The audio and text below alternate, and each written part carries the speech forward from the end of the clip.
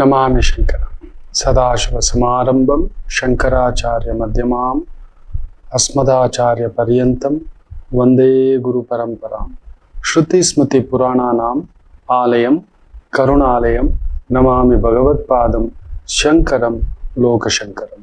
ನಾಡಿನ ಸಮಸ್ತ ವೀಕ್ಷಕ ಬಂಧುಗಳ ಪಾದಾರವಿಂದಗಳಿಗೆ ನನ್ನ ಶಿರಸಾಷ್ಟಾಂಗ ನಮಸ್ಕಾರಗಳು. ಈ ರಾಶಿಯವರಿಗೆ ಲಕ್ಷ್ಮೀ ಕಟಾಕ್ಷ ಸದಾ ಇರುತ್ತೆ. ಈ ರಾಶಿಯವರಿಗೆ ಎಲ್ರಿಗೂ ದೈವ ಹುಟ್ಟುವಾಗಲೇ ಆ ತಾಯಿ ಜಗನ್ಮಾತೆ ಇಷ್ಟಿಷ್ಟು ಅಂತ ಇಟ್ಟು ಬಿಟ್ಟಿರ್ತಾರೆ. ಇಷ್ಟೇ. ಕೆಲವರು ನೋಡಿ 3 ಎಕರೆ ತೋಟದಲ್ಲಿ ಬಂಗಾರದ ಬೆಳೆ ಬೆಳೀತಿರ್ತಾರೆ. ಕೆಲವರು 30 ಎಕರೆ ಇದ್ದು ಕೂಡ ಏನು ಮಾಡ್ಕೊಳ್ಳಿಕ್ಕೆ ಆಗೋದಿಲ್ಲ. ಕೆಲವರು ಓದಿರೋದು 4ನೇ ಕ್ಲಾಸೇ ಆಗಿರುತ್ತೆ, ಇಲ್ಲ ಬರೀ 5ನೇ ಕ್ಲಾಸು 6ನೇ ಕ್ಲಾಸು, ಬದುಕಿನ ಉನ್ನತ ಸ್ಥಿತಿಯನ್ನ ತಲುಪಿರ್ತಾರೆ. ಕೆಲವರು 2 ಡಿಗ್ರಿ 3 ಡಿಗ್ರಿ 4 ಡಿಗ್ರಿ ಮಾಸ್ಟರ್ಸು ಫಾರಿನಲ್ಲೆಲ್ಲ ಮಾಡ್ಕೊಂಡು ಬಂದಿರ್ತಾರೆ. ಏನೂ ಇಲ್ಲದೆ ನಿಂತು ಬಿಟ್ಟಿರ್ತಾರೆ. ಕೆಲವರಿಗೆ ದೈವ ಏನೂ ಇಲ್ಲದಿದ್ರು ತುಂಬಾ ದೊಡ್ಡ ಎತ್ತರದ ಸ್ಥಾಯಿಗೆ ಬಂದ್ಬಿಟ್ಟಿರ್ತಾರೆ. ನಾವು ಹೇಳ್ತೀವಿ ಕಷ್ಟಪಟ್ರಪ್ಪ, ಯಾಕೆ ನಮ್ಮ ತಂದೆ ತಾಯಿಗಿಂತ ನಾವು ಕಷ್ಟಪಟ್ಟಿದ್ದೇವೆ. ನಮ್ಮ ಹಿರಿಯರಿಗಿಂತ ಅವ್ರು ಬಂಡಿ ಕಟ್ಕೊಂಡು ಓಡಾಡ್ತಿದ್ರು, ಸೈಕಲ್ ಇಟ್ಕೊಂಡು ಓಡಾಡ್ತಿದ್ರು. ನಮಗೆ ಕಾರುಗಳಿದ್ದಾವೆ, ಏನಿಲ್ಲ. ನನ್ನ ಗುರುಗಳ ಸಂಬಳ, ಮೊದಲ ಸಂಬಳ ಒಂದಿನಕ್ಕೆ 2 ರೂಪಾಯಿ ಕೂಲಿ ಕೆಲಸ. ಒಂದು 7ನೇ ಕ್ಲಾಸ್ ಇರ್ಬೋದು, 8ನೇ ಕ್ಲಾಸು 9ನೇ ಕ್ಲಾಸು, ದಸರಾ ರಜಾ, ಹಾಗೆಯೇ ಈ ಒಂದು ಸಮ್ಮರ್ ಹಾಲಿಡೇಸ್ ಅಂದಾಗ ಮನೇಲಿ ಕಷ್ಟ, ಸುಮ್ಮನೆ ಕೂತ್ಕೊಂಡು ಮಕ್ಕಳು ತುಂಟತನ ಅಂತೇಳಿ ಕೆಲ್ಸಕ್ಕೆ ಕಳಿಸ್ತಾರೆ. ಅಲ್ಲೊಂದು ಕೂಲಿ ಕೆಲಸ, ಏನೋ ಮರಳು ಎತ್ತೋದು, ಜಲ್ಲಿ ಎತ್ತೋದು, ಇಟ್ಟಿಗೆ ಎತ್ತೋದು, ಈ ಥರ ಚಿಕ್ಕ ಹುಡುಗರು ಏನೋ ಒಂದು ಹೆಲ್ಪಿಂಗು. 2 ರೂಪಾಯಿ ಕೊಟ್ಟಿದ್ದಾರೆ. ಅದರಲ್ಲಿ ಬೆಳಿಗ್ಗೆ ತಿಂಡಿ, ಮಧ್ಯಾಹ್ನದ ಊಟ, ಅವತ್ತಿನ ಕಾಲಕ್ಕೆ 50 ಪೈಸೆ ಬೇಡಿ, ಒಂದು ತಟ್ಟೆ ಅನ್ನ ಸಾಂಬಾರು, ಅದರಲ್ಲೇ ಖುಷಿ. ಅಲ್ಲೇ ಎಲ್ಲೋ ಸುಸ್ತಾಗಿ ಆಡೋ ಮಕ್ಕಳು ಮರದ ಕೆಳಗಡೆ ಮಲ್ಕೊಂಡು, ಏನೋ ಸಂಜೆ ಮನೆಗೆ ಬಂದಿದ ತಕ್ಷಣ ಸಿಮೆಂಟು ಎಲ್ಲ ಕೈಯೆಲ್ಲ ಒಂಥರ ಆಡೋ ಮಗು, ಕೈಕಾಲು ತೊಳ್ಕೊಂಡು ಮಕ್ಕಳ ಜೊತೆ. ನೀವು ನಂಬಲ್ಲ, ಇವತ್ತು ತುಂಬ ದೊಡ್ಡ ಒಂದು ಬ್ಯಾಂಕಿನ ಉನ್ನತ ಅಧಿಕಾರಿಯಾಗಿ ರಿಟೈರ್ಮೆಂಟ್ ಕೂಡ ತಗೋಬಿಟ್ಟಿದ್ದಾರೆ. ತುಂಬ ದೊಡ್ಡದಾದಂಥ ಎಜುಕೇಷನ್ ಸೊಸೈಟಿಯು ಕಟ್ಟಿದ್ದಾರೆ. ಯಾವುದ ಆ ಶಕ್ತಿ? ಇವತ್ತಿನ ಮಕ್ಕಳಿಗೆ ನೀವು ನೋಡಿ, ಹೊರಗಡೆ ಹೋದ್ರೆ ಇವತ್ತೇನು ಬೇಡ, ಬರೀ ಒಂದು ಫುಡ್ ಡೆಲಿವರಿ ಮಾಡ್ತೇವೆ ಅಂತ ಹೇಳಿದ್ರೆ ದಿನಕ್ಕೆ 1,000 ರೂಪಾಯಿ ದುಡಿಬೋದು ಕಡಿಮೆ ಅಂದ್ರು. ಒಂದು ತರಕಾರಿ ಡೆಲಿವರಿ ಮಾಡ್ತಾನೆ, ಒಂದು ರೇಷನ್ ಡೆಲಿವರಿ ಮಾಡ್ತೇನೆ ಅಂದ್ರೆ 1,000 ರೂಪಾಯಿ ದುಡಿಬೋದು.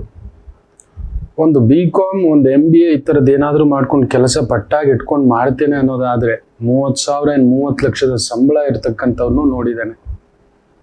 3 ಕೋಟಿಯ ಸಂಪಾದನೆ, ಅರೆ ಗಂಟೆಗೆ ನಿಮಿಷಕ್ಕೆ ಕೋಟಿ ಸಂಪಾದನೆ ಮಾಡಿರೋರ ಜಾತಕ ಕೂಡ ದೈವಾನಿಚ್ಛೆಯಿಂದ ನಾನು ನೋಡಿದ್ದೇನೆ. ಓದಿರೋದು ಕಡಿಮೆ. ಅವ್ರು ಇಟ್ಕೊಂಡಿರೋರೆಲ್ಲ ತುಂಬಾ ಓದಿರ್ತಕ್ಕಂಥವ್ರ ಪಕ್ಕದಲ್ಲಿ ಲಾಯರ್ಗಳಿರ್ಬೋದು, ಕಾರ್ಪೊರೇಟ್ ಹೆಡ್ಸ್ ಇರ್ಬೋದು, ಬಿಸ್ನೆಸ್ ಹೆಡ್ಸ್ ಇರ್ಬೋದು, ನಾನಾ ರೀತಿ. ಯಾವುದ ಶಕ್ತಿ? ಅವಕಾಶ ಇದ್ರೂ ಬಳಸಿಕೊಳ್ಳದೆ, ಅದಕ್ಕೂ ಬಿಡಲ್ಲ. ನೆನ್ಪಿಟ್ಕೊಳ್ಳಿ, ಲಕ್ಷ್ಮಿಯ ಕೃಪಾ ಕಟಾಕ್ಷ ಬಿರಬೇಕು. ಆ ಮಹಾಲಕ್ಷ್ಮೀ ದೇವಿಯ ಕೃಪಾ ಕಟಾಕ್ಷವಿಲ್ಲದೆ ನಡೆಯುವುದಿಲ್ಲ. ಎಲ್ಲಿದ್ದರೂ ಒಂದು ಊಟ, ಬಟ್ಟೆ, ಒಂದೊಳ್ಳೆ ಊಟ ತಿನ್ಬೇಕು, ಒಂದೊಳ್ಳೆ ಬಟ್ಟೆ ಹಾಕ್ಬೇಕು, ಒಂದೊಳ್ಳೆ ಮಾತನಾಡಬೇಕು, ಒಳ್ಳೆ ಚಿಂತನೆ ಮಾಡಬೇಕು. ಇರುವಂತಹ ಕೆಲಸದಲ್ಲೇ ಒಂದು ಹೆಜ್ಜೆಗೂ ಒಂದೊಂದೇ ಮೆಟ್ಟಿಲು ಏರ್ತಾ ಮೇಲಕ್ಕೆ ನಿಲ್ಬೇಕು. ಎಲ್ರಿಗೂ ಅಂತ ಯೋಗ ಯೋಗ್ಯತಾ ಸಾಮಾನ್ಯವಾಗಿ ಸಿಗುವುದಿಲ್ಲ. ನೋಡ್ತೀನಲ್ಲ ಈಗಿನ ಜನರೇಷನ್ ಗಾಬರಿ ಪಟ್ಬಿಡೋದು. ಮಹಾಲಕ್ಷ್ಮೀ ದೇವಿಯ ಕೃಪಾ ಕಟಾಕ್ಷವಿಲ್ಲದ ಜಾತಕದಲ್ಲಿ ಗುರುದೃಷ್ಟಿ ಇರಬೇಕು, ಬುಧ ಚೆನ್ನಾಗಿರ್ಬೇಕು, ನಾರಾಯಣ.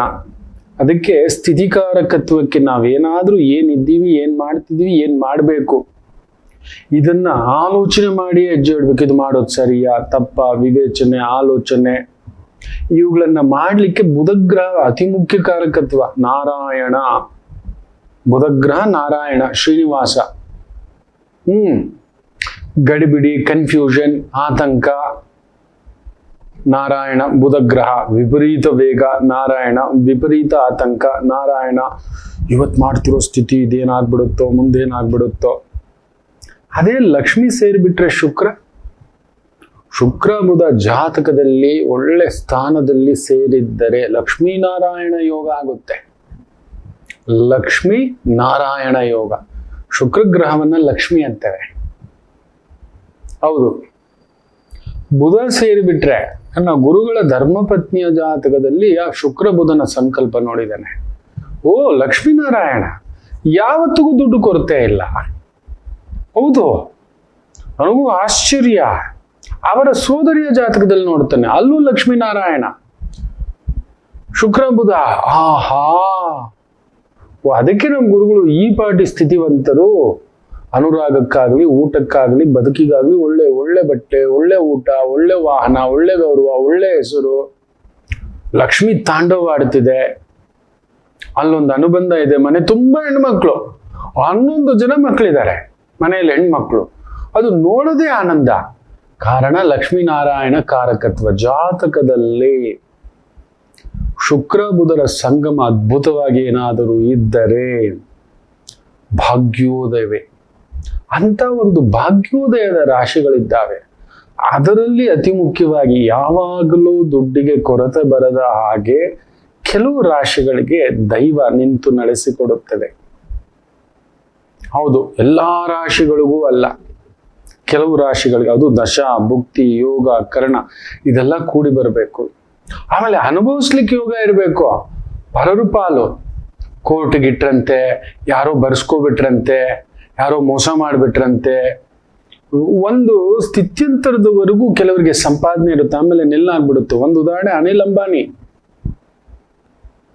ನಿಲ್ಲಿಸ್ಬಿಡ್ತು. ಒಬ್ಬ ಬಹುದೊಡ್ಡ ರತ್ನಗಳ ವ್ಯಾಪಾರಿ, ಎಲ್ಲೋ ಫುಟ್ಪಾತ್ ಅಲ್ಲಿ ಇದ್ದವರು. ನಾನೊಂದು ಸಮಯ ಕಾಲಘಟ್ಟ 1998, 97, 98 ಆ ಸಂದರ್ಭದಲ್ಲಿ ಕಾಲೇಜ್ ಓದ್ತಿರ್ತಕ್ಕಂಥ ಸಂದರ್ಭ. ಸರಿ, ಬ್ರೇಕ್ ಇತ್ತು, ಇನ್ನು ಕಾಲೇಜ್ ಓಪನ್ ಇಲ್ಲ. ಪಾರ್ಕಲ್ಲಿ ಕುತ್ಕೊಂಡು ನನ್ನ ಪಾಠಕ್ಕೆ ಪುಸ್ತಕ ಓದ್ತಿದ್ರೆ ಬಟ್ಟೆ ವ್ಯಾಪಾರಿ ಆ ವಿಭೂತಿ ನನ್ನ ಪಾಡಿಗೆ ಕುಳಿತು ಏನೋ ಇದ್ರೆ ಅವ್ರಿಗೆ ಏನ್ ಅನ್ನಿಸ್ತೋ ಬಂದು ಪಕ್ಕದಲ್ಲಿ ಕುತ್ಕೊಂಡು ನನ್ನ ಜಾತಕ ನೋಡ್ತೀರಾ ಅಂದ್ರು. ಇದೇನಿದು, ನನ್ನನ್ನು ಜಾತಕ ಕೇಳ್ತಿದ್ದಾರೆ, ಯಾರಿಗೂ ಗೊತ್ತಿಲ್ವಲ್ಲ, ನನ್ನ ಪಾಡಿಗೆ ಒಂದು ಅಭ್ಯಾಸ. ಇಲ್ಲ, ನೋಡಿದೆ, ನಿಮ್ಮನ್ನ ನೋಡಿದಾಗ ಆ ಥರ ಅನ್ನಿಸ್ತು ಅಂತ ಹೇಳ್ಬಿಟ್ಟು. ಸರಿ, ತೆಲುಗಿನಲ್ಲಿ ಏನೋ ಮಾತಾಡಿದ್ರು, ನನಗೂ ತೆಲುಗು ಬರುತ್ತೆ. ಸರಿ, ತೆಲುಗಿನಲ್ಲೇ ಹೇಳಿದೆ. ಕೊಟ್ಟಿದ ತಕ್ಷಣ ಏನೋ ಒಂದು ಹಾಕ್ಬಿಟ್ಟು ಹೇಳಿದ್ರು, ನಿನಗೆ ಲಕ್ಷ್ಮೀನಾರಾಯಣ ಯೋಗವಿದೆಯಯ್ಯ, ಎಲ್ಲೋ ಕರ್ಕೊಂಡು ಹೋಗುತ್ತೆ, ಬೀದಿಲಿ ಬಟ್ಟೆ ಮಾರೋ ಜಾತಕ ಅಲ್ಲಯ್ಯ ನಿಂದು. ಅಯ್ಯೋ, ತುಂಬಾ ಸುಂದರವಾದದ್ದು, ಅಂದವಾದದ್ದು, ಚಂದವಾದದ್ದು ಏನೇನೋ ಬರುತ್ತೆ ನಿನಗೆ. ಒಂದು ಸ್ತ್ರೀ ಮುಖೇನವೇ ಭಾಗ್ಯೋದಯವಾಗುತ್ತೆ. ಅಂತಿಂಥದ್ದು ನೋಡಲ್ಲ, ಒಂದು ಸ್ತ್ರೀ ಮುಖೇನವೇ ಅಧಪತನವೂ ಆಗುತ್ತೆ, ಹುಷಾರು ಬರುತ್ತೆ ಅಂತ. ಅಯ್ಯೋ ಹೋಗಿ ಸ್ವಾಮಿ, ತಿಂಗಳಿಗೊಂದು 5,000 ರೂಪಾಯಿ ದುಡಿತಿದ್ದನು ಆ ಕಾಲಕ್ಕೆ ಬಟ್ಟೆಗಳು ಮಾರ್ಕೊಂಡು. ನಂಬೋಲ್ಲ, ಒಂದು 5 ವರ್ಷದ ನಂತರ ನನ್ನ ಹುಡುಕ್ಸಿ ಎಲ್ಲೆಲ್ಲೋ ಅಡ್ವರ್ಟೈಸ್ಮೆಂಟ್ ಎಲ್ಲ ಕೊಟ್ಟು ಏನೋ ಮಾಡಿ ನನಗೆ ಕರೆಸ್ಕೊಂಡ್ರು ಮದ್ರಾಸ್ಗೆ. ಚೂಡಯ್ಯ ಮೀರು ಪೆಟ್ಟಿನ ಭಿಕ್ಷಾ ಅಂತ ಹೇಳಿದ್ರು. ನಾನೇನು ಹಾಕದೆ ಅಂದೆ. ನೀವು ಹೇಳಿದ್ರಲ್ಲ ನೋಡಿ, ಒಂದು ಹೆಣ್ಮಗು ಬಂತು ನನ್ನ ಜೀವನದಲ್ಲಿ, ಈ ಥರ ರತ್ನಗಳ ವ್ಯಾಪಾರ ಅಂತ ಎಲ್ಲಿಗೋ ಕರ್ಕೊಂಡು ಹೋಯ್ತು ಅಂತ. ಅಲ್ಲೂ ಒಂದೇನೋ ಒಂದು ಮಾಡಿಕೊಂಡು ಅದು ಬಿಡಿ. ಅಂಥದ್ದೆಲ್ಲ ಆ ಕಾಲಕ್ಕೆ 5 ವರ್ಷದಲ್ಲಿ ನೀವು ನಂಬಲ್ಲ, ಒಂದು 800 ಕೋಟಿಯ ಒಡೆಯ ಆಗ್ಬಿಟ್ಟಿದ್ದ. ಕಲ್ಲಲ್ಲ ದೇವರು ಅನ್ನೋ ಒಂದು ಹೆಸರಿನಲ್ಲಿ ನಡೆಯಿತು. ಲಕ್ಷ್ಮೀನಾರಾಯಣ ಕಾರಕತ್ವವಿದೆಯಲ್ಲ ಮಕ್ಕಳೇ. ಈ ಕಲಾ ಪ್ರಪಂಚದಲ್ಲಿರ್ತಕ್ಕಂಥವ್ರಿಗಿರುತ್ತೆ. ಲಕ್ಷ್ಮಿಯು ನಾರಾಯಣ ಸ್ಥಿತಕಾರಕ, ಎಲ್ರಿಗೂ ಇರೋಲ್ಲ. ಆ ಹೆಸರು, ಆ ಅಂದ, ಆ ಚಂದ, ಸುತ್ತಲೂ ಸುಂದರವಾದ ವ್ಯಕ್ತಿಗಳು, ಸುಂದರವಾದ ಪರಿಸರ, ಲಕ್ಸುರಿ ಮನೆ, ಲಕ್ಸುರಿ ಸ್ಟೇಟಸ್, ದೊಡ್ಡ ದೊಡ್ಡ ಕಾರು, ಇದೆಲ್ಲ ಬಂದು ಸೇರ್ಬಿಡುತ್ತೆ. ಅದರಲ್ಲೂ ಆ ಮನುಷ್ಯನಿಗೆ ಆ ಶುಕ್ರ ದಿಶೆ ಬೇರೆ ಬಂದಿತ್ತು. ಯಾಕೆ ಹೇಳ್ತೀರಿ? 2ನೇ ಮನೇಲಿ ಶನಿ, ಮಿಥುನ ಲಗ್ನ, 4ನೇ ಮನೇಲಿ ಶುಕ್ರ ಬುಧ. ಅಬ್ಬಾ, ಕಾವೇರಿ ಪುಷ್ಕರ. ಹೇಳಿದ್ದೆ ನಿನಗೆ ಹುಟ್ಟದ ಊರಲ್ಲಿ ಸಕ್ಸಸ್ ಆಗಲ್ಲ, ಬೇರೆ ಊರು ಅಂತ. ಅದು ಹುಟ್ಟಿದ ನೆಲ್ಲೂರು, ಬದುಕು ಕಟ್ಟಿದ್ದು ಮದ್ರಾಸು. ಎಲ್ಲೆಲ್ಲೋ ತಿಂಗಳು 1 ವಾರ ಫಾರಿನ್ ಟ್ರಿಪ್ಪೆ, ಬೇರೆ ಬೇರೆ. ವಿಪರೀತ ದುಡ್ಡು, ವಿಪರೀತ ಬಂತು ಅಂದ್ರೆ ಶುಕ್ರದಶ ಎಷ್ಟು ಶುಕ್ರ ಆ ಲಕ್ಷ್ಮಿ ಎತ್ತಿ ಕೊಡ್ತಾಳೆ, ಹಾಗೆ ಎತ್ಕೊಂಡು ಹೊರಟೋಗ್ತಾಳೆ ಅಂತ ಹೇಳ್ತೇವೆ. ಮಾಡಬಾರ್ದು ಮಾಡಿಬಿಟ್ರು ಬಿಡಿ. ಶನಿ 2ನೇ ಮನೇಲಿ ಕುಳಿತಂತದ್ದು. ಇರ್ಲಿ, ಅದು ಅವ್ರಿಗಿರ್ಲಿ. ರಾಶಿಗಳಿಗೆ ಬರೋಣ. ಅಂಥದ್ದೊಂದು ಸದಾ ಒಂದು ಲಕ್ಷ್ಮಿ ನೆಲೆಸ್ತಕ್ಕಂಥ ಯೋಗ ಕೆಲವು ರಾಶಿಗಳಿಗಿದೆ. ಅದರಲ್ಲಿ ಅತಿ ಮುಖ್ಯವಾಗಿ ಜನ್ಮತ ಕೆಲವು ರಾಶಿಗಿರುತ್ತೆ. ನಿಮ್ಮ ಹತ್ರ ಒಂದು ಸ್ವಲ್ಪ ದುಡ್ಡಿರುತ್ತೆ, ನಿಮ್ಮ ಹತ್ರ ಒಂದು ಸ್ವಲ್ಪ ಗೌರವ ಇರುತ್ತೆ, ನೋಡೋಕೆ ಅಂದ, ಅಬ್ಬಾ ಕೆತ್ತಿದಾರ ಅಂದ್ರೆ ಆ ಗಾಂಭೀರ್ಯ, ಆ ಮಾತು, ಹಿಡಿತದ ಮಾತು, ಎಷ್ಟೋ ಹೇಗೋ ಏನೋ, ಎಲ್ಲಿ ಎಷ್ಟು ಮಾತಾಡಬೇಕು ಅಷ್ಟೇ ಮಾತಾಡಬೇಕು ಅಂತೇವೆ. ಅಥವಾ ಒಂದು ನೆನ್ಪಿಟ್ಕೊಳ್ಳಿ, ಲಕ್ಷ್ಮಿ ಇದ್ದ ಕಡೆ ನೆಮ್ಮದಿ ಇರುವುದಿಲ್ಲ. ನಾನು ನೋಡಿದ್ದೇನೆ, ಲಕ್ಷ್ಮಿ ಇದ್ದ ಕಡೆ ಕುಟುಂಬ ಇರೋದಿಲ್ಲ. ತುಂಬ ದೊಡ್ಡ ಲಕ್ಷ್ಮೀ ಪುತ್ರರನ್ನ ನೋಡಿ, ಅವ್ರ ಮನೇಲೆ ಡೈವರ್ಸ್ಗಳು, ಮನೆ ಚಿತ್ರಾನ್ನ ಅಧ್ವಾನ ಆಗ್ಬಿಟ್ಟಿರುತ್ತೆ. ಆ ಮನೆಯ ಲಕ್ಷ್ಮಿಯರ ವಿಚಾರದಲ್ಲೇ ಎಡವಟ್ಟುಗಳಾಗ್ಬಿಟ್ಟಿರ್ತವೆ. ಅದನ್ನು ನಾನು ನೋಡಿದ್ದೇನೆ. ತುಂಬ ದೊಡ್ಡ ವ್ಯಕ್ತಿಗಳು. ನೀವು ತಗೊಂಡು ನೋಡಿ, ಬಿಲ್ ಗೇಟ್ಸ್ ಹತ್ರ ಇಲ್ಲದಷ್ಟು ದುಡ್ಡ, divorce. Jeff Bezos, Amazon chief ಅಂತ ಏನ್ ಮಾತಾಡ್ತೇವೆ, ದುಡ್ಡ, ಅವ್ರ ಹತ್ರ ಇಲ್ಲದ ದುಡ್ಡ. ಅಲ್ಲಿ ನೋಡಿ, ತುಂಬಾ ದೊಡ್ಡದಾದಂಥ ವಿಪರೀತ ದುಡ್ಡು ಗಳಿಕೆ. ರೂಪರ್ಟ್ ಮುರ್ಡೋಕ್ ಅಂತ ನಾವೇನು ಈ ಸ್ಟಾರ್ ಗ್ರೂಪು ಅಂತೆಲ್ಲ ಮಾತಾಡ್ತೇವಲ್ವಾ, ಅಲ್ಲಿ ನೋಡಿ. ಅದಷ್ಟೇ ಅಲ್ಲ, ನಮ್ಮ ಟ್ರಂಪ್ ಅಣ್ಣ, ಅಯ್ಯಪ್ಪ, ಈಗಲೂ 75 ಆಗಿದ್ರು ಒಳ್ಳೆ 35 ತರ ಕುಣಿತಾನೆ. 35ಕ್ಕಿಂತ ಮೀರಿದಂಥ ಒಂದು ಎಡವಟ್ಟು ಅಭ್ಯಾಸಗಳು ಇದ್ದಾವೆ. ಅಲ್ಲಿ ನೋಡಿ ಕೇಸುಗಳು, ಆ ಕೇಸುಗಳಲ್ಲಿ ಒಂದು ಲಕ್ಷ್ಮೀಕಾರಕತ್ವದ ದೋಷ ಏನಾಗ್ಬಿಟ್ಟಿದೆ ನೋಡಿ. ವಿಪರೀತ ದುಡ್ಡು, ವಿನಾಶಕಾಲಂ, ಇದು ತಂದಿಡ್ತಕ್ಕಂಥದ್ದು. ಈ ರತ್ನಗಳ ವ್ಯಾಪಾರಿ ಕೂಡ ಅದೇ ಮಾಡಿಟ್ಟಿದ್ದ. ನಾನು ಹೇಳಿದ್ದೆ, ಒಂದು ಸ್ತ್ರೀಯಿಂದಲೇ ಆಗರ್ಭ ಶ್ರೀಮಂತರಾಗ್ತೀರಿ, ಒಂದು ಸ್ತ್ರೀಯಿಂದಲೇ ಅಧಪತನ ಆಗ್ಬಿಡ್ತೀರಿ ಅಂತ. ಶುಕ್ರದಶೆ ಮುಗಿದು ಸೂರ್ಯದಶೆ ಬಂತು ಮಕ್ಕಳೇ, ಇಲ್ಲ, ಆ ವ್ಯಕ್ತಿಯೇ ಇಲ್ಲ, ಹೋಗಿ ತೆಗೆದು ಬಿಸಾಕ್ಬಿಡ್ತು. ಪ್ರಕೃತಿಯ ವಿಸ್ಮಯ ಬಿಡುವುದಿಲ್ಲ. ಆದರೂ ಕೆಲವು ರಾಶಿಗಳಿಗೆ ಆ ಒಂದು ಅಂದ, ಆಗತ್ತು, ಆ ಕೃಷ್ಣವೇಣಿ ಅಂಧ ಅಂತ ಹೇಳ್ತೇವೆ, ಭಗವತಿಯ ಮಹಾಲಕ್ಷ್ಮಿ ಅಂಥದ್ದೊಂದು ಸಂಕಲ್ಪ ತಂದಿಡತಕ್ಕಂಥದ್ದುಂಟು. ಆ ರಾಶಿ ಯಾವುದು? ಖಂಡಿತ ಒಂದು ಪುಟ್ಟು ವಿರಾಮ ತಗೊಂಡು ಬಂದು ತಿಳಿಸ್ಕೊಡ್ತೇನೆ. ಕಾಯ್ತಿರಿ. ಮಾತೃದೇವೋ ಭವ. ನಮಾಮಿ ಶಂಕರ. ನನ್ನ ಪ್ರೀತಿಯ ಆಧ್ಯಾತ್ಮಿಕ ಬಂಧುಗಳೇ, ಪ್ರತಿಯೊಬ್ಬರ ಜೀವನದಲ್ಲೊಂದು ಕೆಲವೊಂದು ಪ್ರಶ್ನೆಗಳಿರುತ್ತೆ, ಉತ್ತರವಿಲ್ಲದ ಪ್ರಶ್ನೆಗಳಿಲ್ಲ. ಅಂಥದ್ದೊಂದು ಸಮಸ್ಯೆ ಇದೆಯಾ? ಜ್ಯೋತಿಷ್ಯ ಮುಖೇನ ಹಾಗೂ ಆಧ್ಯಾತ್ಮಿಕ ಮುಖೇನ ನಿಮ್ಮ ಪ್ರಶ್ನೆಗಳಿಗೊಂದು ಪುಟ್ಟ ಸಮಾಧಾನ.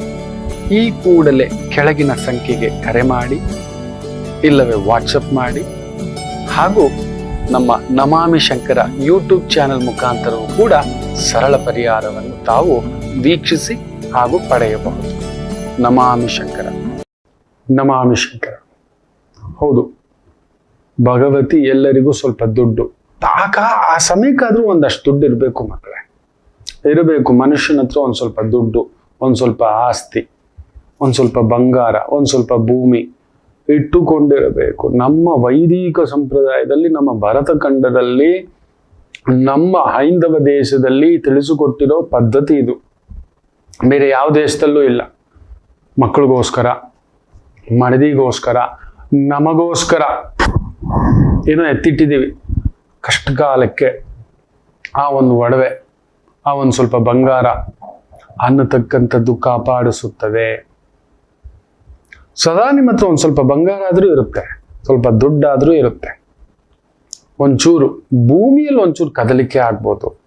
ಲಕ್ಷ್ಮೀ ಪುತ್ರರಿಗೆ ನಾನು ನೋಡಿದ್ದೇನೆ, ಭೂಮಿ ವಿಚಾರದಲ್ಲಿ ಸ್ವಲ್ಪ ಎಳೆದಾಟ, ಮಕ್ಕಳ ವಿಚಾರದಲ್ಲಿ ಸ್ವಲ್ಪ ಎಳೆದಾಟ, ಸಂಗಾತಿ ವಿಚಾರದಲ್ಲಿ ಎಳೆದಾಟ. ಅದು ಬಿಡಿ, ಆಮೇಲೆ ದುಡ್ಡೇ ದೊಡ್ಡಪ್ಪ ಇವತ್ತು ಗುರುಗಳೇ. ಹೌದು, ಅದನ್ನು ನೋಡಿದಾಗ ಒಂದು ಸ್ವಲ್ಪ ತೃಪ್ತಿ ಇರಬೇಕು.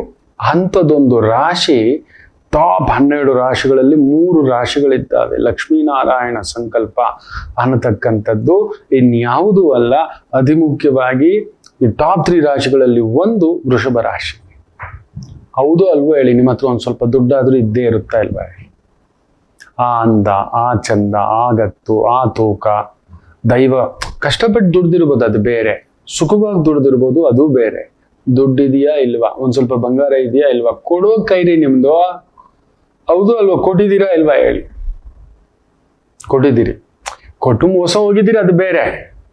ಜಾತಕ ಬಲ ಗುರು ಅಷ್ಟಮ, ಹೌದು, ನ್ಯಾಯಬದ್ಧ, ಧರ್ಮಬದ್ಧ, ಒಂದು ಸ್ವಲ್ಪ ಬಂಗಾರ, ಬಹುದೊಡ್ಡ ಬಂಗಾರದ ವ್ಯಾಪಾರಿ, ನೀವು ನಂಬಲ್ಲ. ಒಬ್ಬರ ಮನೆಯಲ್ಲಿ ಕೆಲಸದ ಆಳು, ಇವತ್ತು ನವಕೋಟಿ ನಾರಾಯಣ. ನಿಮ್ಮದು ಶೆಟ್ರು ಜಾತಕ ರೀ. ಬಂಗಾರ ಅನ್ನೋದು ನಿಮ್ಮ ಮುಂದ್ಗಡೆ ಬಿದ್ದಿರುತ್ತೆ ಅಂತ. ಇವತ್ತೊಂದು 500 kg ಬಂಗಾರದ ಅಂಗಡಿಗಳೇ ಇದ್ದಾವೆ. 500 1000 kg ಇರ್ಬೋದು, ಇಲ್ಲ 2000 kg ಇರ್ಬೋದು. ಅಷ್ಟು ದೊಡ್ಡ ಬಂಗಾರದ ಅಂಗಡಿಗಳನ್ನ ತೆಗೆದಿರ್ತಕ್ಕಂಥದ್ದು ವೃಷಭ ಲಗ್ನ ಸಂಜಾತ ಪುಣ್ಯಾತ್ಮ. ಯಾಕೆ ಅಂದ್ರೆ ನಿಮಗೆ ಧರ್ಮ ಕರ್ಮಾಧಿಪತಿಯಾಗಿ ಶನಿ ನಿಮಗೊಬ್ಬರಿಗೆ ಮಾತ್ರವೇ, ಈ ರಾಶಿಗೆ ಮಾತ್ರ ಶನಿಯ ಒಂದು ಬಹುದೊಡ್ಡ ವಿಶೇಷ ಉಪಕಾರವಿರುತ್ತದೆ. ಯಾವ ರಾಶಿಗೂ ಇಲ್ಲ, 12 ರಾಶಿಗಳಲ್ಲಿ. ನಿಮಗ್ ಮಾತ್ರ ಕೆಟ್ಟದ್ ಮಾಡೋಲ್ಲ. ಅದು ಸಾಡೆ ಸಾತಿ ಬರ್ಬೋದು, ಇನ್ನೊಂದು ಬರ್ಬೋದು, ಇನ್ನೊಂದು ಆಗಬಹುದು, ಅದು ಬೇರೆ. ಊಟ, ಬಟ್ಟೆ, ಗತ್ತು, ತೂಕ, ಸುಂದರಂ, ಪ್ರೀತಿ, ಪ್ರೇಮ, ಅನುರಾಗಂ,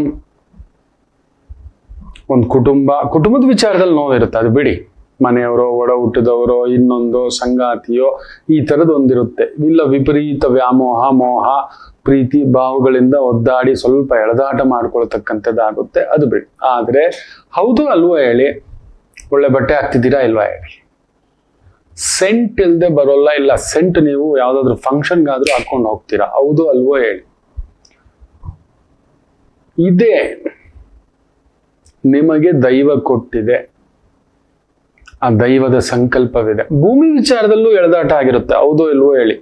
ನನ್ನ ಮನೆ, ನಂದೊಂದು ಮನೆ, ನಂದು ಸ್ವಂತ ಮನೆ, ಇಲ್ಲ ನಿಮ್ಮ ಒಡ ಹುಟ್ಟಿದವರ ವಿಚಾರ, ಇಲ್ಲ ನಿಮ್ಮ ಗಂಡನ ವಿಚಾರ, ಇಲ್ಲ ನಿಮ್ಮ ಹೆಂಡತಿಯ ವಿಚಾರ, ಯಾಕೋ ಆ ಈಕ್ವಲ್ ಇಲ್ಲ ಅನ್ನತಕ್ಕಂಥ ಭಾವಾರ್ಥದಲ್ಲಿ ಸ್ವಲ್ಪ ಬೇಯಿಸಿರುತ್ತೆ, ಹೌದೋ ಅಲ್ವೋ ಹೇಳಿ.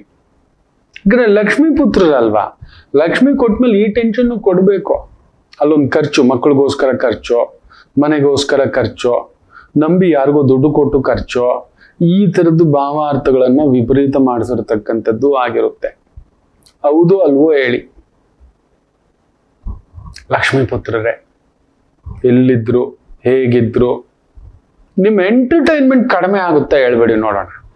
ಕಣ್ಣು ಹೊಡಿಯೋ ಆಳು ನೀವು, ಕಣ್ಣು ಒಡಿಸ್ಕೊಳ್ಳೋ ಆಳು ಕೂಡ ನೀವು. ನಿಮ್ಮನ್ನು ನೋಡಿದವರೆಲ್ಲ ವಾವ್, ಏನೋ ಗಾಂಭೀರ್ಯ, ಏನೋ ಲಕ್ಷ್ಮೀ ಕಟಾಕ್ಷ, ಏನೋ ನಾರಾಯಣ ನಿಮ್ಮನ್ನು ನೋಡ್ತಿದ್ರೆ ಅನ್ನತಕ್ಕಂಥದ್ದು, ಹೌದು ಅಲ್ವೋ ಹೇಳಿ. ಆಮೇಲೆ ಸ್ವಲ್ಪ ವೃಷಭ ರಾಶಿಯವರು ನಸುಕಪ್ಪು ಬಣ್ಣದವರು, ತೀರಾ ಕಪ್ಪು ಇರ್ತಾರೆ ಕೆಲವರು ಸ್ವಲ್ಪ ಕಪ್ಪು, ಸ್ವಲ್ಪ ಮಂದ ಕಪ್ಪು, ತೀರಾ ಬಿಳುಪಲ್ಲ ಇರೋಲ್ಲ, ಹೌದು ಅಲ್ವೋ ಹೇಳಿ. ನಿಮ್ಮ ಕೈಯಲ್ಲಾಗಲಿ ಇಲ್ಲ ನಿಮ್ಮ ಪಾದದಲ್ಲಾಗಲಿ ಪದ್ಮರೇಖೆ ಇರುತ್ತದೆ, ಹೌದು ಅಲ್ವೋ ಹೇಳಿ. ನಿಮ್ಮ ಬದುಕು ಹುಟ್ಟಿದ್ದೆಲ್ಲೋ, ಬದುಕು ಇನ್ನೆಲ್ಲೋ ಕೂಡ ಆಗಿರುತ್ತೆ, ಹೌದು ಅಲ್ವೋ ಹೇಳಿ. ಅದರಲ್ಲೂ ಮದುವೆ ಆದ್ಮೇಲೆ ಭಾಗ್ಯೋದಯ ಆಗಿರುತ್ತೆ. ನೋವು ತಿಂದಿರೋದು ಬೇರೆ, ಅದು ಬೇರೆ. ಮದುವೆ ಆದ್ಮೇಲೆ ನೀವ್ಯಾರು, ನಿಮ್ಮ ಶಕ್ತಿ ಏನು, ನಿಮ್ಮ ಬಲ ಏನು, ನಿಮ್ಮ ಬದುಕೇನು, ಹೇಗೆ ದುಡ್ಕೋಬೇಕು, ಹೇಗೆ ಎತ್ತಿಟ್ಕೋಬೇಕು, ಹೇಗೆ ಅಚ್ಚುಕಟ್ಟಾಗಿ ಮಾಡ್ಕೋಬೇಕು ಅನ್ನೋ ಒಂದು ಸೇಫ್ಟಿಯನ್ನೇ ಇಟ್ಕೊಂಡು ಮಾಡ್ತೀರಿ, ಬೇರೆ ಬೇರೆ ಏನೇನೋ ಮಾಡೋಲ್ಲ, ಹೌದು ಅಲ್ಲವೋ ಹೇಳಿ. ಖಂಡಿತ ವೃಷಭರಾಶಿಯವರು ಹೇಳ್ತೀರಿ, ಹೌದು ಗುರುಗಳೇ ಇದೆ. ಕೆಲವು ರಾಶಿಗಳಿಗೆ ಯಾವಾಗಲೂ ಕಾನೂನಿನ ಸಮಸ್ಯೆಗಳಿರ್ತವೆ. ಕೆಲವು ರಾಶಿಗಳಿಗೆ ಯಾವಾಗಲೂ ಕುಟುಂಬ ಸಮಸ್ಯೆಗಳಿರ್ತವೆ. ಕೆಲವು ರಾಶಿಗಳಿಗೆ ಯಾವಾಗಲೂ ಸಂಸಾರ ಅನ್ನೋದು ಒಂದು ಒದ್ದಾಟ ಇರುತ್ತೆ. ಕೆಲವು ರಾಶಿಗಳಿಗೆ ಯಾವಾಗಲೂ ಕೋರ್ಟು, ಲೀಗಲ್ಲು, ಪೊಲೀಸು ಈ ಸಮಸ್ಯೆಗಳಿರ್ತವೆ. ಕೆಲವು ರಾಶಿಗಳಿಗೆ ಯಾವಾಗಲೂ ಆರೋಗ್ಯ, ಅನಾರೋಗ್ಯ ಈ ಥರದ ಸಮಸ್ಯೆ ಇರುತ್ತೆ. ಕೆಲವು ರಾಶಿಗಳಿಗೆ ಎಷ್ಟೇ ಚೆನ್ನಾಗಿ ಪಾಯಸ ಇದ್ರೂ ಕೂಡ ಪಕ್ಕದಲ್ಲಿರೋ ಗಂಜಿನ ನೋಡೋ ಅಭ್ಯಾಸನೂ ಇರುತ್ತೆ. ಅಯ್ಯೋ, ಎಲ್ಲಾ ಥರದವರು ಇದಾರಪ್ಪ. ಅವ್ರಗಳ ಬಗ್ಗೆ ಎಲ್ಲ ಮತ್ತಷ್ಟು ಮುಂದಕ್ಕೆ ಮಾತನಾಡುವಂತೆ ನಾನು ಕೊಟ್ಟ ಈ ಸಂಚಿಕೆ ಎಷ್ಟು ಜನಕ್ಕೆ ಇಷ್ಟ ಆಗಿದೆ, ದಯಮಾಡಿ ನಿಮ್ಮ ಆತ್ಮೀಯರಿಗೆ, ಸ್ನೇಹಿತರಿಗೆ ಶೇರ್ ಮಾಡಿ. ಅಲ್ಲೊಂದು ಪುಟ್ಟ ಕಮೆಂಟ್ಸ್ ಬಂದರೆ ನನಗೊಂದು ಖುಷಿ. ಮಾತೃದೇವೋ ಭವ. ನಮಾಮಿ ಶಂಕರ. ನನ್ನ ಪ್ರೀತಿಯ ಆಧ್ಯಾತ್ಮಿಕ ಬಂಧುಗಳೇ, ಪ್ರತಿಯೊಬ್ಬರ ಜೀವನದಲ್ಲೊಂದು ಕೆಲವೊಂದು ಪ್ರಶ್ನೆಗಳಿರುತ್ತೆ. ಉತ್ತರವಿಲ್ಲದ ಪ್ರಶ್ನೆಗಳಿಲ್ಲ. ಅಂಥದ್ದೊಂದು ಸಮಸ್ಯೆ ಇದೆಯಾ? ಜ್ಯೋತಿಷ್ಯ ಮುಖೇನ ಹಾಗೂ ಆಧ್ಯಾತ್ಮಿಕ ಮುಖೇನ ನಿಮ್ಮ ಪ್ರಶ್ನೆಗಳಿಗೊಂದು ಪುಟ್ಟ ಸಮಾಧಾನ. ಈ ಕೂಡಲೇ ಕೆಳಗಿನ ಸಂಖ್ಯೆಗೆ ಕರೆ ಮಾಡಿ, ಇಲ್ಲವೇ ವಾಟ್ಸಪ್ ಮಾಡಿ, ಹಾಗೂ ನಮ್ಮ ನಮಾಮಿ ಶಂಕರ ಯೂಟ್ಯೂಬ್ ಚಾನೆಲ್ ಮುಖಾಂತರವೂ ಕೂಡ ಸರಳ ಪರಿಹಾರವನ್ನು ತಾವು ವೀಕ್ಷಿಸಿ ಹಾಗೂ ಪಡೆಯಬಹುದು. ನಮಾಮಿ ಶಂಕರ.